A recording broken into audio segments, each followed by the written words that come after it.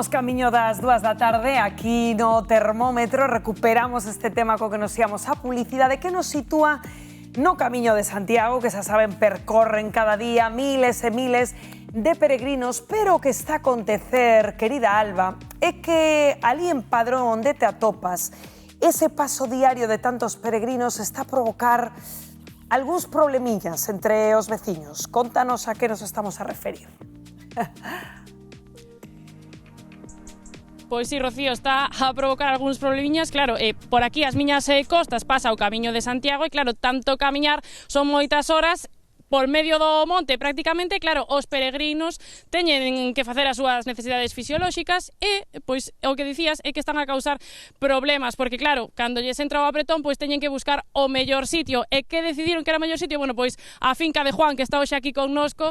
Claro, a vostede isto non lle fai moita gracia, non? Nada. É unha vergonza isto. Claro, porque non teñen outro sitio onde parar e xa vemos como te teñen a finca, non? O que pasa é que está todo contorno todo isto mismo, así, os camiños e todo, A ver, ensínanos onde... Claro. Ves? Era isto. Claro, é unha porquería isto, non? Bueno. Claro, pero que veñen despois de camiñar e non teñen onde parar. Mira. Por aquí.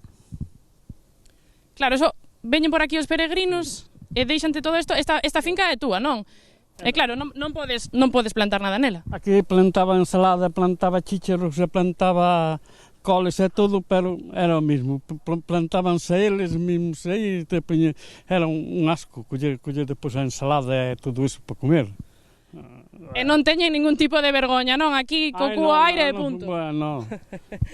Pois nada, Juan, a ver se pronto isto ten unha solución, compañeiros, pois xa vedes, este é o problema que teñen aquí en Padrón, no Camiño de Santiago. Grazas, querida Alba. Bueno, a ver, aquí estamos nos rindo.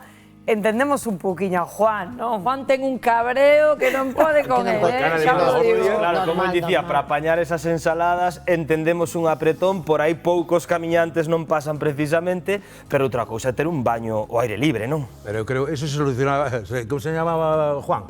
Juan. Sí. Si me estás vendo, aquí todo se soluciona, hoxe falamos moito do programa, de tasas.